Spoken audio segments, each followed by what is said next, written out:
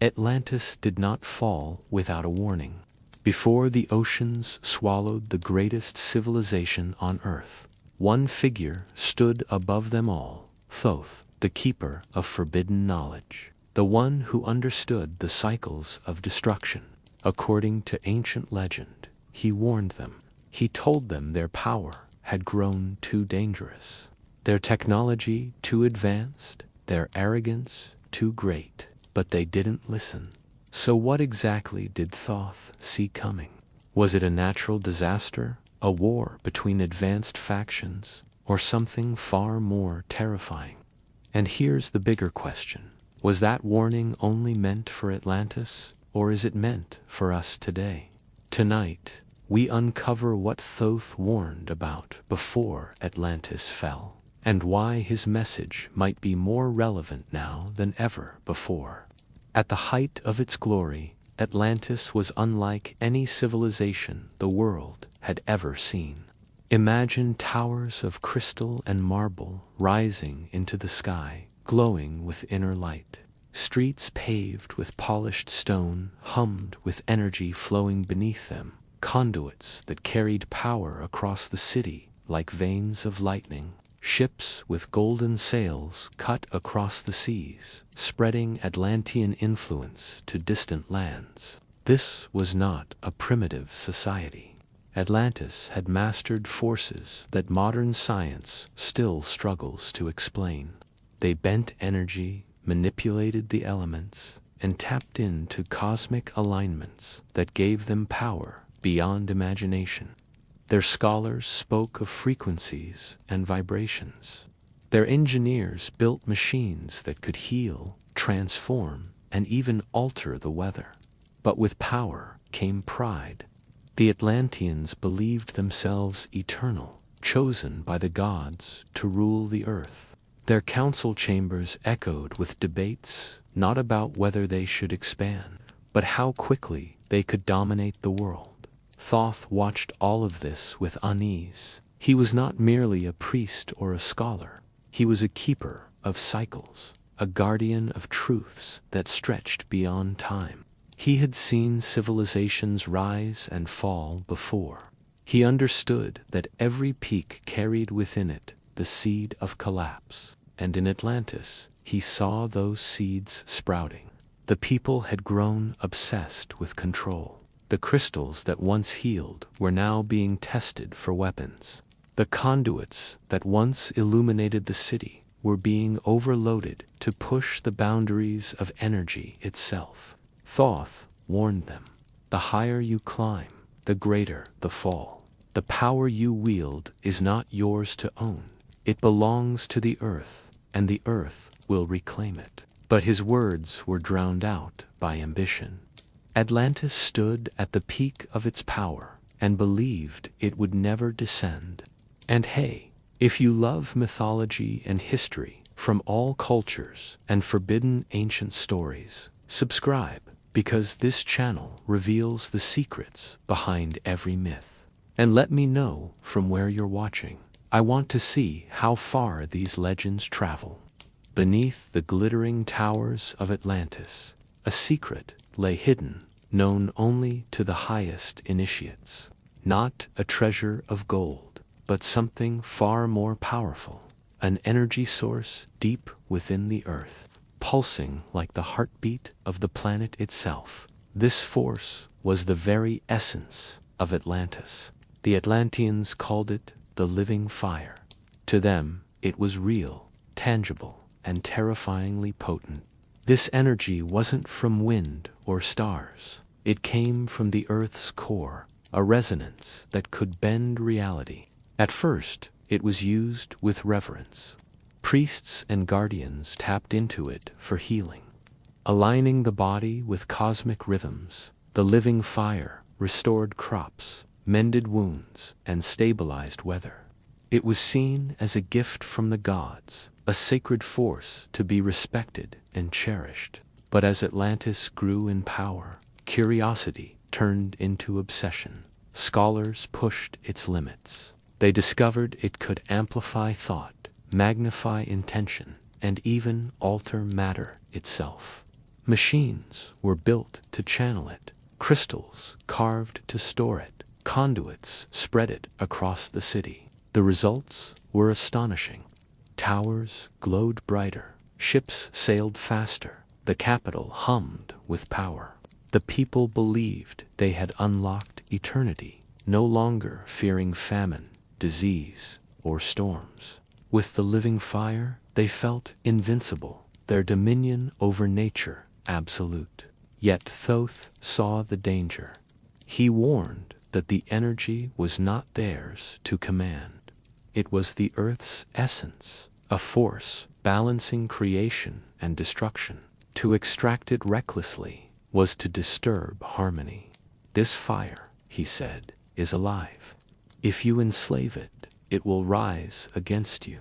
But the warnings fell on deaf ears. The council saw only progress, only dominance. They ordered deeper excavations, greater machines, and more daring experiments. The living fire was no longer sacred.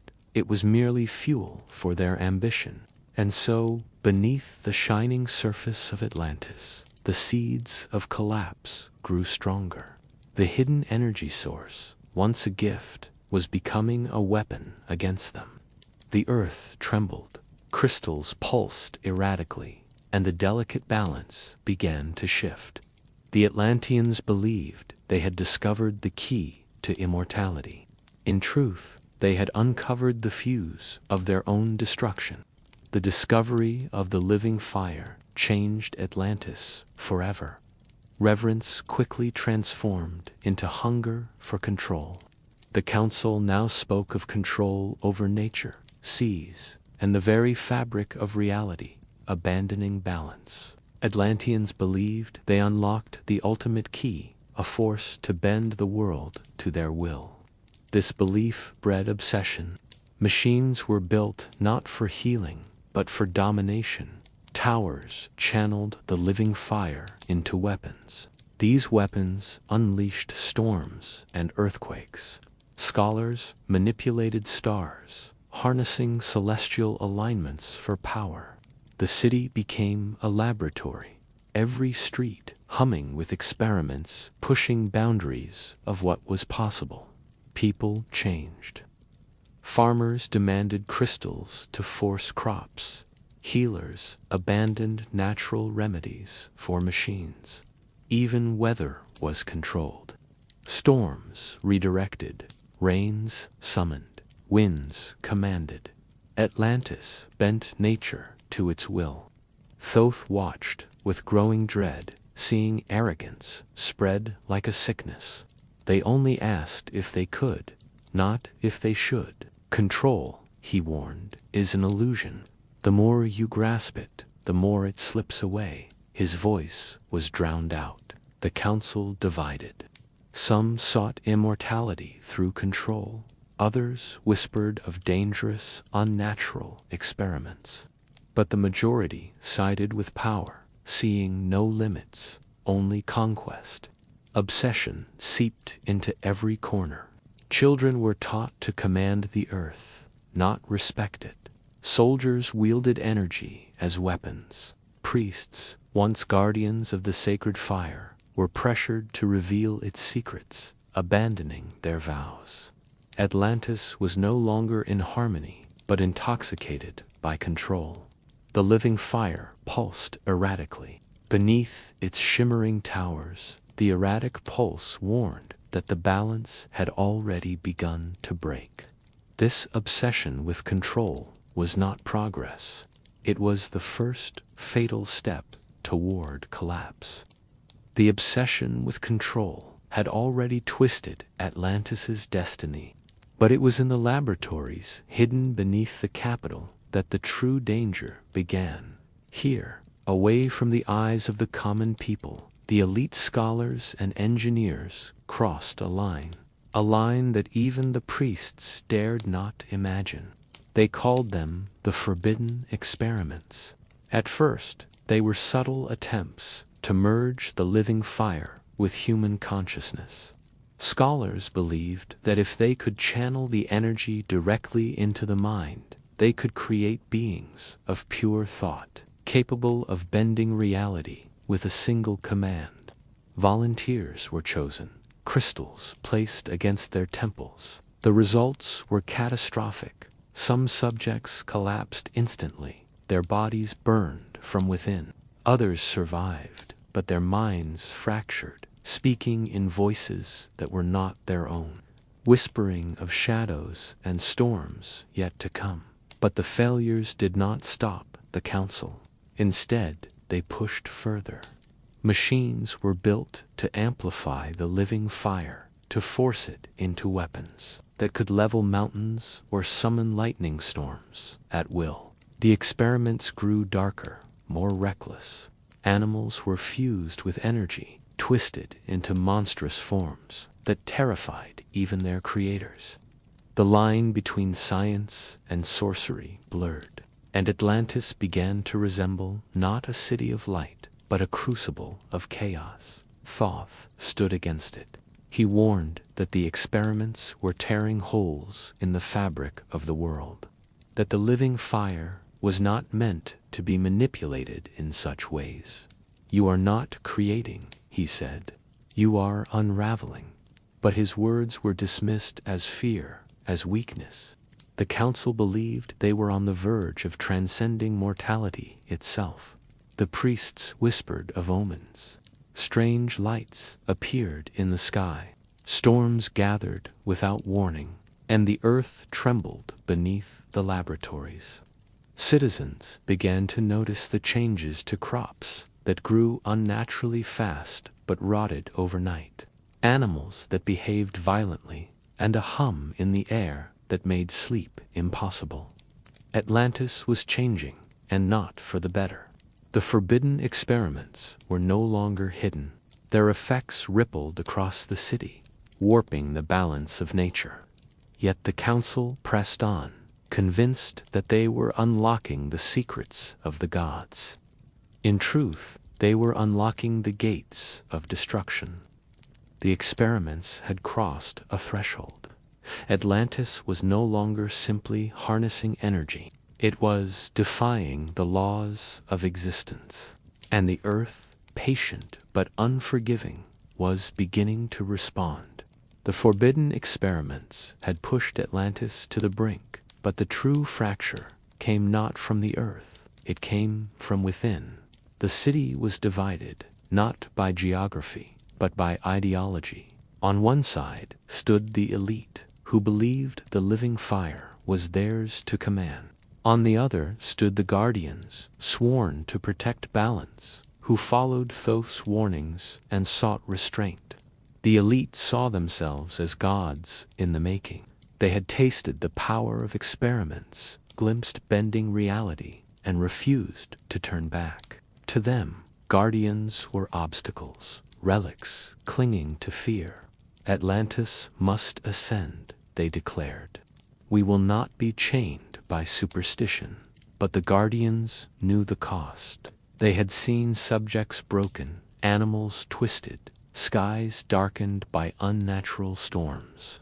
They understood the living fire was not a tool, it was a force of balance. To abuse it was to invite destruction. The conflict began in whispers. Priests refused sacred crystals. Scholars loyal to Thoth sabotaged machines in secret. Farmers sided with guardians, demanding harmony. But the elite grew ruthless, raiding temples, seizing conduits, silencing dissenters. Laboratories expanded, fueled by stolen energy, and the guardians were pushed into the shadows. Thoth himself became a target. The elite accused him of treason, of holding back Atlantis's destiny. His followers clung to his words, believing only he understood cycles. The fire will consume you, he warned, not distinguishing between powerful and powerless. The tension erupted into open conflict. In the streets, guardians clashed with soldiers loyal to the council. Temples burned, laboratories were attacked, and the once unified capital became a battlefield of ideology. Citizens were forced to choose: stand with the elite and their promise of godhood, or with the guardians and their plea for survival. The elite believed victory was inevitable. They had the machines, the weapons, the council's authority. But the guardians had something stronger: the truth. They knew the earth was already reacting, that tremors and storms were signs of collapse, and they fought not for power, but for the chance to save what remained. Atlantis was no longer a city of light. It was a city divided, its brilliance fractured by ambition and fear. The elite sought control, the guardians sought balance, and between them the living fire pulsed, waiting to decide the fate of them all. The clash between the elite and the guardians did more than divide Atlantis politically. It began to reshape the very soul of the people. Morality, once rooted in reverence for balance and harmony, started to bend under the weight of ambition. Citizens who once lived in awe of nature now demanded control over it. Farmers no longer prayed for rain. They demanded machines to summon it. Healers abandoned compassion, preferring cold devices that manipulated energy fields. Even children were taught not to respect the earth, but to command it. The culture of Atlantis was shifting, and with it, the moral compass of its people. The elite encouraged this transformation. They promised that morality was outdated, a relic of a weaker age. The gods gave us power, they declared. To use it is not arrogance, it is destiny. Their words spread like wildfire, convincing the masses that restraint was cowardice. True greatness, they said, lay in domination. But the guardians saw the change with horror. They remembered when Atlantis had been a civilization of light, where knowledge was used to heal, to uplift, to harmonize. Now they watched as neighbors turned against one another, competing for access to crystals and machines. Compassion was fading, replaced by greed and suspicion. Thoth warned that morality was the foundation of survival. When the heart of a people turns dark, he said, their fall is not far behind. But his voice grew weaker in the tide of ambition. The council silenced him, the elite mocked him, and the citizens began to see him not as a prophet, but as an obstacle to progress. Signs of decay appeared everywhere. Families fractured as members chose sides between elite and guardians. Temples stood empty, their prayers abandoned for laboratories. Festivals once dedicated to the cycles of nature became showcases of machines, demonstrations of power. The very identity of Atlantis was unraveling. The shift was subtle at first, but soon undeniable. Morality was no longer about balance or respect. It was about control, ambition, and survival. The people of Atlantis had changed, and with that change, the city itself began to lose its soul. The guardians fought to preserve what remained, but they were outnumbered, outshouted, and overshadowed. Atlantis was no longer a beacon of harmony. It was a civilization intoxicated by its own brilliance, blind to the darkness growing within. The shift in morality was not just cultural, it was the silent collapse of Atlantis's foundation. And once the foundation cracked, the fall was inevitable. As Atlantis spiraled deeper into its obsession with control, the heavens themselves began to change. What had once been a sky of clarity turned into a canvas of omens, signs responding to reckless experiments below. It began with lights. Faint glimmers appeared at night, streaks of color dancing across the horizon. Citizens marveled, believing them blessings. The elite declared them proof of unlocking cosmic secrets. But the guardians knew better. They saw the lights as warnings, distortions caused by the abuse of living fire. Soon the signs grew impossible to ignore. Stars seemed to shift, constellations bending into unfamiliar patterns. Astronomers reported alignments defying knowledge, as if the heavens were being rewritten. Strange clouds formed without wind, glowing with hues of red and violet, casting eerie shadows across the city. Thunder rolled on clear nights, lightning flashed without storms. The moon appeared larger, closer, watching. Citizens whispered of voices carried on the wind, echoes of fire, water, destruction, and rebirth. The air itself felt charged, heavy, as if the sky was holding its breath. Thoth warned these were not miracles, but omens. The heavens mirror the earth, he said. When balance is broken below, the sky will reveal the truth above. But the elite twisted his words, claiming the signs were proof of their ascension. They told people Atlantis was becoming divine, that the cosmos was bowing to their will. The guardians fought to spread the truth, but their voices were drowned out by spectacle. Citizens gathered in awe, cheering as colors danced and stars shifted. They saw only wonder. Yet beneath the beauty lay dread. The signs grew more violent. Comets streaked across heavens, some so close they rattled the towers. The sun dimmed at midday, plunging the city into twilight. Birds flew erratically, animals panicked, and even the ocean seemed restless. Tides rising and falling without rhythm, a world in disarray.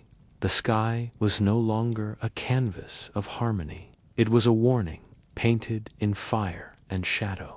Atlantis had disturbed the balance, and the heavens were responding. The strange signs in the sky were not blessings. They were the first cries of a world preparing to reclaim what had been stolen. The signs in the sky were only the beginning. Soon, the ground beneath Atlantis itself began to stir. It was as if the earth was waking from a long slumber. Stable foundations of marble and stone started to tremble, sending shivers through the city's shimmering towers.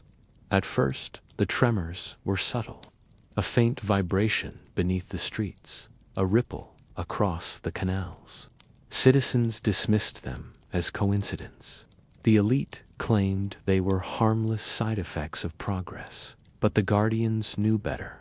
They felt the pulse of the living fire beneath the soil and understood the earth was no longer at peace. The tremors grew stronger. Cracks appeared in the plazas. Fountains erupted without warning. Crops that had been forced to grow unnaturally began to wither overnight. Animals fled the fields, their instincts sharper than human arrogance. Even the ocean seemed restless, tides rising and falling without rhythm. Thoth warned that the earth was responding to imbalance. "You have pierced its heart," he said, "and now it bleeds." His words carried urgency, but the council dismissed them. The elite argued that the tremors were proof of untapped energy, that the earth was offering more power. They ordered deeper excavations, greater machines, and more daring experiments. But the guardians saw the truth. The earth was not offering, it was warning. Each tremor was a cry, each crack a scar.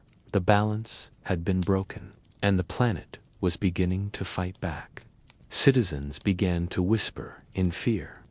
Nights were filled with strange sounds, groans from beneath the ground, echoes that rattled through the towers. Fires sparked without cause, water surged unpredictably, and the air itself grew heavy, charged with unseen tension. The once perfect harmony of Atlantis was unraveling, and the people could feel it in their bones. The council tried to maintain control, but the earth was beyond their command. Machines malfunctioned, conduits overloaded, and crystals shattered under pressure. The very tools they had built to dominate nature were now betraying them. Atlantis had believed itself eternal, untouchable, but the earth was reminding them of a truth they had forgotten. No civilization can rise above the planet that sustains it. The tremors were not random, they were deliberate. The earth had begun to react, and its fury was only just awakening. The tremors beneath the earth had grown louder, the skies painted with unnatural fire. The people of Atlantis were restless. Rumors spread through the streets, whispers of imbalance, of omens, of a coming storm. It was then that Thoth, keeper of forbidden knowledge, stepped forward to speak, not just to the council, but to the people themselves. He gathered them in the great plaza, beneath the towering crystal spires that glowed faintly against the twilight. Thousands came, curious, fearful, desperate for answers. The elite watched from the balconies, their faces cold, their eyes narrowed. They did not want his words spoken, but they could not silence him in front of the masses. Thoth's voice carried across the crowd, steady and resonant. Atlantis has reached a peak no civilization has ever known, he began. But with that peak comes danger. You have pierced the heart of the earth, twisted the fire that sustains it, and bent the heavens to your will. These signs, the trembling ground, the shifting stars, the restless seas, they are not miracles, they are warnings. The crowd murmured, uneasy. Some nodded, others scoffed. The elite whispered among themselves, already plotting how to discredit him. Thoth raised his hand, and the plaza fell silent. The living fire is alive. It is not yours to enslave. If you continue, it will rise against you. Fire and water will meet, and Atlantis will be no more. This is not prophecy. It is inevitability. Gasps rippled through the crowd. Mothers clutched their children. Elders bowed their heads. The guardians stood firm, their eyes shining with conviction. But the elite sneered. Fear-mongering, they declared. He seeks to chain us to weakness. Do not listen. Atlantis is destined for godhood, yet the people could not ignore the signs.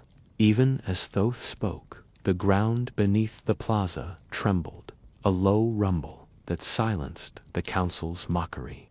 The sky above flickered with strange lights, casting shadows across the crystal towers. The warning was not just words, it was unfolding before their eyes. Thoth's final words echoed like thunder. You stand at the edge of greatness, but also at the edge of ruin. Choose wisely, for the earth has already begun to choose for you. The first public warning had been given. Atlantis had heard the truth, but whether they would listen, that was another matter. The plaza had echoed with Thoth's warning. His words carried on tremors and strange lights that no one could deny. Yet, when the dust settled, the council moved swiftly to bury his message. The elite declared him a prophet of fear, a relic clinging to superstition. They told the people that Atlantis was not on the brink of ruin, it was on the verge of godhood, and the people, dazzled by power, chose to believe them. The message spread through the streets, but it was twisted. Citizens whispered not of destruction, but of ascension. The tremors were explained away as the earth offering more energy. The strange lights in the sky were hailed as signs of divine favor. Even the restless tides were painted as proof that the oceans themselves bowed to Atlantis. Thoth's warning became a story, mocked in taverns, dismissed in council chambers, and ignored in homes. He fears progress, they said. He fears greatness. The Guardians tried to keep the truth alive, but their voices were drowned out by the spectacle of machines, the promises of immortality, and the intoxicating hum of the living fire. The elite staged demonstrations to prove their superiority. Towers glowed brighter. Storms were redirected, crops forced to bloom overnight. Citizens cheered, convinced that Atlantis had transcended nature itself. The message of caution was forgotten in the roar of triumph, but beneath the celebration, cracks deepened. Machines malfunctioned, conduits overloaded, and crystals shattered under strain. The earth groaned louder, the skies burned brighter, and the ocean surged higher. The signs were everywhere, but no one wanted to see them. Thoth walked the streets in silence, watching as his warning dissolved into laughter. He knew the cycles of destruction, knew that arrogance always blinded civilizations before the fall.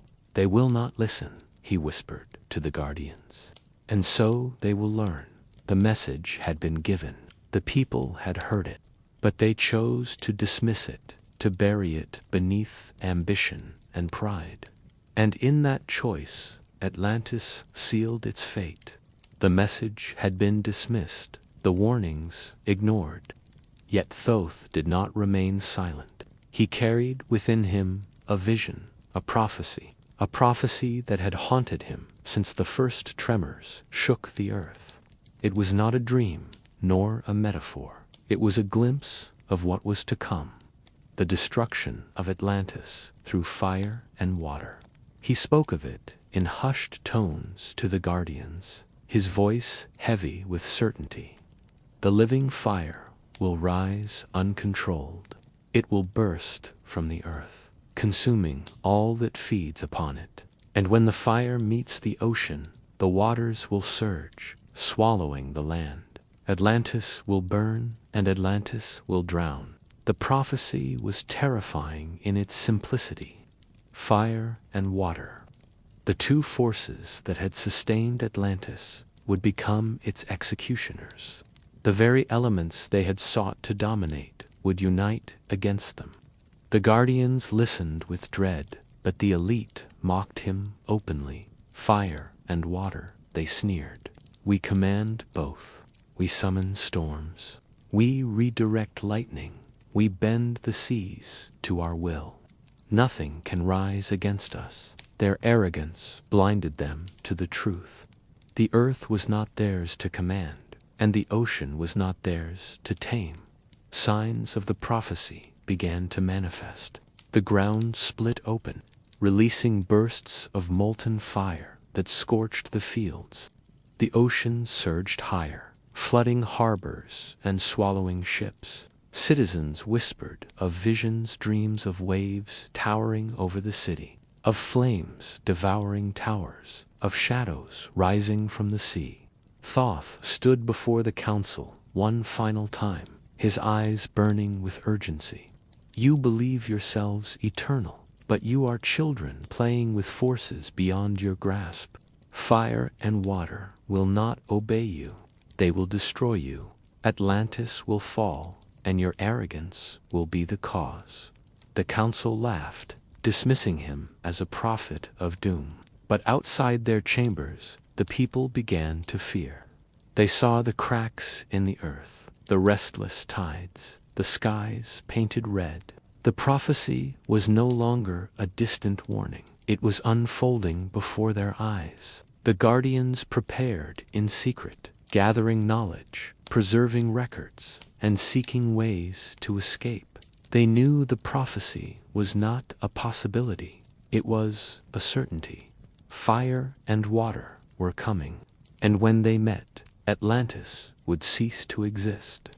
The prophecy of fire and water had shaken Atlantis, but instead of uniting the people, it tore them apart. The city fractured into two irreconcilable factions, those who clung to the path of light and those who surrendered to darkness. The light faction, guided by Thoth and the Guardians, believed Atlantis could still be saved.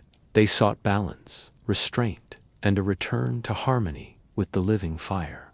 They gathered in hidden temples, preserving sacred knowledge, whispering prayers to the earth, and warning that destruction was near.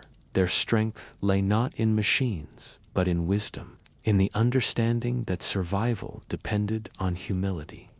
The dark faction, led by the elite, rejected restraint entirely. They saw Thoth's prophecy not as a warning, but as a challenge. If fire and water rise against us, they declared, we will command them. They built greater machines, fused crystals into weapons, and experimented with forces that twisted both nature and humanity. Their ambition was no longer about progress, it was about domination, even if it meant defying the gods themselves. The split was not quiet. Families divided, neighbors turned against one another, and the streets echoed with arguments that often erupted into violence. The light faction warned of collapse, but the dark faction promised ascension. Citizens were forced to choose survival through humility or greatness through defiance. Thoth stood at the center of the storm, his voice calm but resolute. The path of light is narrow, but it leads to life. The path of darkness is wide, but it leads to ruin. Yet the dark faction mocked him, calling him a coward, a prophet of fear. They believed Atlantis was destined to rise above the cycles of destruction, to become eternal.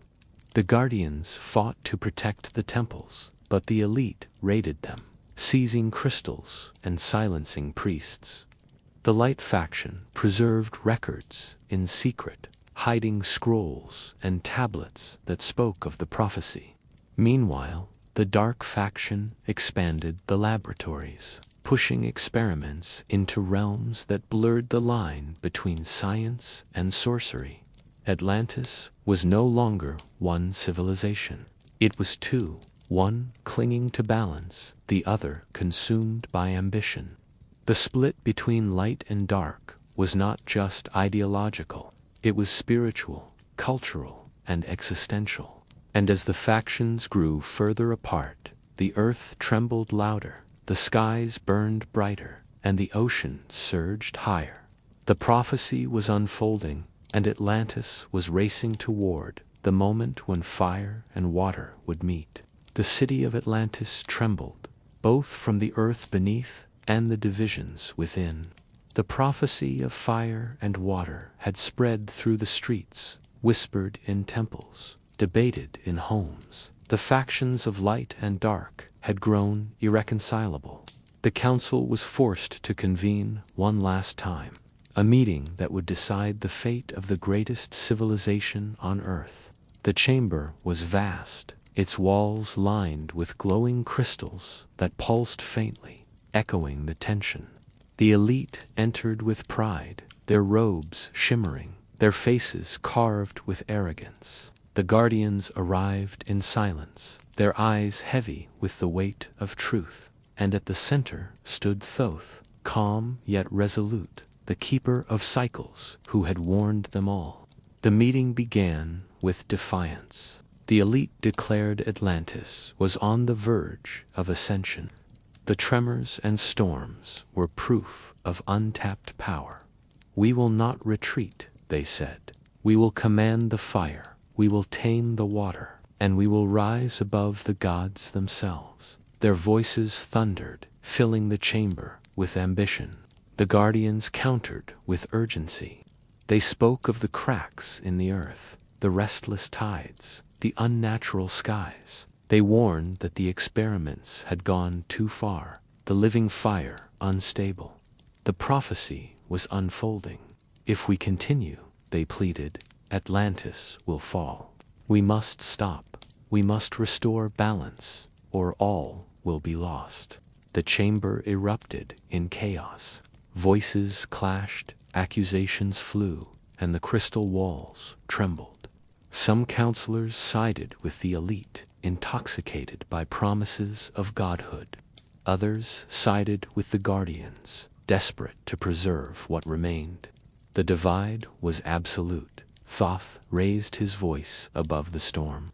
"You stand at the edge of ruin," he said. "The fire will rise, the waters will surge, and Atlantis will be no more. This is not a threat, it is a truth. You cannot silence the earth. You cannot command the ocean. You can only choose whether to perish with arrogance or survive with humility." But his words fell into the abyss of pride. The elite laughed, dismissing him as a prophet of doom. The guardians bowed their heads, knowing the decision had already been made. The final council meeting ended not with unity, but with division. No resolution was reached, no compromise found. Atlantis left the chamber fractured, its leaders blinded by ambition, its protectors silenced by despair. And outside, the earth trembled louder, the ocean surged higher, and the prophecy drew closer. The final council meeting ended in chaos. No resolution, no compromise, no unity was found. The elite left, determined to push their experiments further. The guardians departed in silence, knowing time was running out. They made their decision. If Atlantis would not stop itself, they would try to stop the experiments by force. In the dead of night, the guardians gathered in hidden temples. Scrolls were unrolled, plans whispered, and strategies formed. They knew they could not defeat the elite in open battle. The machines and soldiers were too powerful, but they believed they could sabotage the conduits. Their goal was to sever the flow of the living fire before it consumed the city. Thoth stood among them, his voice steady but grave. "This is not war," he said. "It is survival. If the fire rises unchecked, Atlantis will burn. We must act, even if it means sacrifice." His words carried weight, and the guardians prepared for their final attempt. They moved in silence through the capital, cloaked in shadows. Temples long abandoned became staging grounds. Farmers, healers, and priests joined them, carrying tools instead of weapons, determined to dismantle the machines. Their goal was not destruction, but restoration, to return the living fire to balance. But the elite were prepared. Spies had infiltrated the guardians, and word of the plan reached the council. Soldiers were dispatched, laboratories fortified, and traps set. When the guardians struck, they were met with resistance. The streets erupted in chaos, crystal towers flickering as conduits were sabotaged, machines sparking as circuits were severed. For a moment, it seemed the guardians might succeed. Several laboratories fell silent, conduits collapsed, and the hum of the living fire dimmed. But the elite retaliated with fury. They unleashed weapons powered by unstable energy, machines that roared with unnatural force. The guardians fought bravely, but they were overwhelmed. Thoth himself entered one of the great laboratories, his hands pressed against the crystal conduits. He tried to calm the fire, to restore balance, but the energy surged violently, resisting his touch. The machines had twisted it too far, corrupted it beyond healing. He withdrew, his face heavy with sorrow. "It is too late," he whispered. The attempt to stop the experiments had failed. The guardians were scattered, their forces broken, their hope dimmed. The elite celebrated their victory, convinced that nothing could stand in their way. But beneath the city, the living fire pulsed erratically, unstable and furious. The guardians had tried to save Atlantis. Instead, their failure ensured that the prophecy would unfold. The guardians' desperate attempt to stop the experiments had failed. The laboratories still roared with power, conduits still pulsed with unstable energy, and the elite celebrated their triumph. But beneath the surface of Atlantis, The living fire was no longer calm. It had been twisted, forced, and corrupted until it reached a breaking point. The overload began quietly. Crystals that once glowed with steady light flickered erratically, their hum turning into a shrill vibration. Machines sputtered, conduits sparked, and the air grew heavy with static. Citizens complained of headaches, of sleepless nights filled with strange dreams. Animals fled the city, sensing what humans refused to see. Then the surge came. Deep beneath the capital, the living fire erupted. Energy coursed through the conduits with unstoppable force, overwhelming the machines designed to contain it. Towers shook as currents of raw power surged upward, bursting through the streets in blinding flashes. Crystals shattered, scattering shards of light across the plazas. The hum of Atlantis turned into a roar, a sound that echoed like thunder across the city. The elite rushed to the laboratories, desperate to regain control. They adjusted machines, redirected conduits, and poured more crystals into the systems. But the more they tried to contain it, the worse it became. The living fire was no longer a resource. It was alive, furious, and unbound. Citizens panicked, streets filled with chaos, as lightning arced across the sky, striking towers and igniting fires. Water surged through the canals, boiling as energy coursed beneath it. The once perfect harmony of Atlantis was collapsing into chaos. Thoth stood in the temple, his face illuminated by the flickering glow of unstable crystals. He had warned them this would happen. "The fire is not yours to command," he whispered. "It has broken free, and now it will consume all that feeds upon it." The guardians tried to evacuate the people, but the overload spread too quickly. Machines exploded, conduits collapsed, and towers crumbled under the strain. The city that had once glowed with brilliance now burned with uncontrolled energy. The elite refused to surrender. Even as the overload consumed their laboratories, they shouted of victory, insisting they could still master the fire. But their voices were drowned out by the roar of destruction. Atlantis had reached the point of no return. The energy overload was not a malfunction. It was the Earth reclaiming what had been stolen, and it was only the beginning. The energy overload had ripped through Atlantis, shattering crystals, collapsing conduits, and igniting chaos across the city. But the true terror came not from the ground, it came from above. On that fateful night, the heavens themselves erupted. The sky, once serene, turned crimson. A blood-red glow spread across the horizon, swallowing the moon, staining the towers, casting the city in an eerie, apocalyptic light. Citizens poured into the streets, their faces pale with fear. Mothers clutched their children, elders whispered prayers, and soldiers stared upward in silence. The air was thick, charged with static, every breath heavy with dread. The hum of the living fire had escaped the earth and now pulsed through the atmosphere, painting the heavens with its fury. Lightning tore across the crimson sky, jagged streaks of white against the red glow.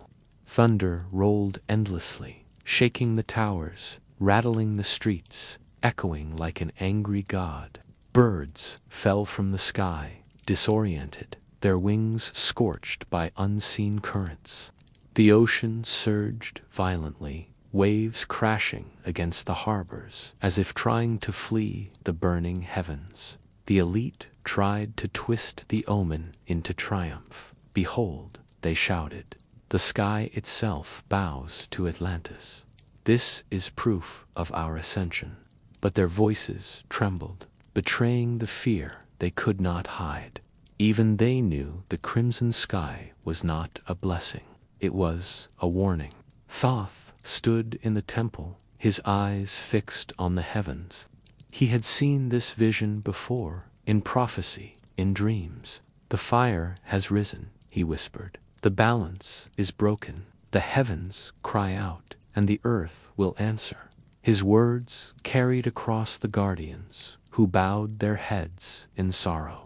They knew the prophecy was unfolding, step by step, with terrifying precision. The people of Atlantis could no longer deny the truth. The crimson sky was not a miracle. It was a sign of collapse, a declaration that the forces they had tried to enslave were now free and furious. That night, the city did not sleep. The towers glowed red, the streets trembled, and the ocean roared. Atlantis stood beneath a sky of fire, knowing that the end was no longer distant, it was coming. The night the sky turned red was not just an omen, it was the beginning of the final reckoning. The night the sky turned red had shaken Atlantis to its core. But as terrifying as the heavens were, the true reckoning came from the sea. The ocean, once the lifeblood of Atlantis's trade and prosperity, began to move with a will of its own. Fishermen whispered of strange currents pulling their ships into the deep, of waters that churned without wind. The elite dismissed it as coincidence, claiming the ocean was responding to their command. But the guardians knew the truth. The prophecy was unfolding. Soon the waters grew restless. Waves struck the shores with unnatural force, smashing ships against the docks, tearing apart markets along the canals. The ocean no longer obeyed the moon or the winds. It obeyed something deeper, something furious. The living fire had erupted, and now the waters were rising to meet it. Citizens panicked as the sea crept into the city. Streets became rivers, homes were swallowed, and towers reflected crimson light against the surging waves. The hum of Atlantis's machines was drowned out by the roar of the ocean, a sound that echoed like judgment across the capital. Thoth stood at the edge of the flooding plaza, his robes soaked, his eyes fixed on the horizon. "The waters rise, not to cleanse," he said, "but to reclaim. You sought to command the ocean, and now it commands you." His words carried across the guardians, who scrambled to lead families to higher ground, their hearts heavy with the knowledge that escape was fleeting. The elite, blinded by arrogance, tried to fight the sea. They built barriers, redirected conduits, and unleashed machines designed to push back the tide. But the ocean was relentless. Each barrier crumbled, each machine failed, each attempt swallowed by waves that grew taller, stronger, more furious. The prophecy was no longer a warning, it was reality. Fire had erupted beneath the earth, and now water surged above it. The two forces were converging, preparing to meet in a cataclysm that would erase Atlantis from the world. The ocean was not rising by chance, it was rising with purpose. And as the waters swallowed the harbors, the canals, and the streets, the people of Atlantis realized the truth too late. The sea was coming for them all. As the ocean surged higher and the sky burned crimson, a small group within Atlantis prepared for a desperate mission. They were the knowledge keepers, priests, scholars, and guardians who understood the city could not be saved, but its wisdom might still endure. For centuries, Atlantis had gathered knowledge, scrolls of astronomy, tablets of medicine, records of philosophy, and maps of the stars. The keepers believed that if this knowledge was lost, humanity would be forced to begin again in ignorance. While the elite fought to command fire and water, the keepers sought only to preserve the light of wisdom. In hidden chambers beneath the temples, they gathered the most sacred texts, vital records, and powerful crystals. They packed them into sealed containers designed to withstand the fury of the elements. Thoth guided them, his voice calm but urgent. Atlantis will fall, he said, but its wisdom must not. Carry it beyond the waters, so that future generations may learn from our rise and our fall. The escape was perilous. The streets were flooded, towers crumbling, machines exploding in showers of sparks. The keepers moved in silence, cloaked in shadows, carrying their burden through chaos. Guardians protected them, fighting off soldiers loyal to the elite who sought to stop the exodus. Some keepers fled by land, seeking the mountains beyond the city. Others took to the sea in small vessels, braving the rising waves. Legends say that some reached distant shores, Egypt, the Mediterranean, the Americas, carrying fragments of Atlantean wisdom that would later seed new civilizations. Not all survived. Many were swallowed by the ocean, their scrolls lost to the deep. But enough escaped to ensure that Atlantis's legacy would not vanish entirely. The prophecy of fire and water would destroy the city, but the knowledge of Atlantis would live on, scattered across the world, waiting to be rediscovered. The escape of the knowledge keepers was not a victory. It was a surrender to inevitability, a final act of preservation in the face of destruction. Yet it was also a spark, a promise that even in collapse, wisdom could endure. Atlantis was dying, but its knowledge was escaping, and that knowledge would shape the future of humanity. As Atlantis crumbled under fire and water, its treasures were lost to the deep. Towers collapsed, temples drowned, and laboratories burned. Yet amidst the chaos, fragments of its wisdom endured. Hidden records would survive long after the city itself was gone. The knowledge keepers, in their desperate escape, concealed scrolls and tablets in secret vaults carved into mountains beyond the capital. Some were buried beneath sacred sites, sealed in chambers designed to withstand centuries. Others were carried across the seas, hidden within vessels that reached distant shores. These records contained astronomy, medicine, philosophy, and the story of Atlantis itself. They were warnings for future civilizations. Legends say that certain crystals, infused with the living fire, were preserved as well.